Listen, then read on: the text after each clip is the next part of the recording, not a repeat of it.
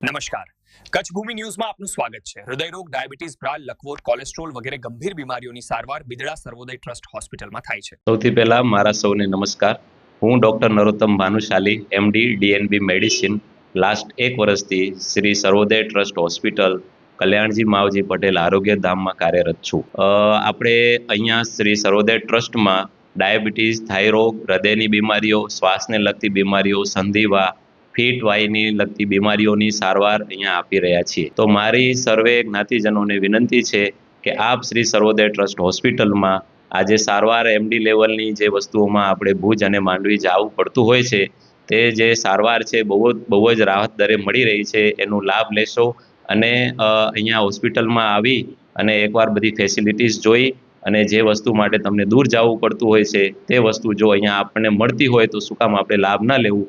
એટલે અહીંયા આવી અને એકવાર મુલાકાત લ્યો અને અમારું જે ઉદ્દેશ્ય છે કે ગરીબોને જે રાહત દરે દવા મળે, સારવાર મળે, એનો એક ભાગ બનો। Thank you.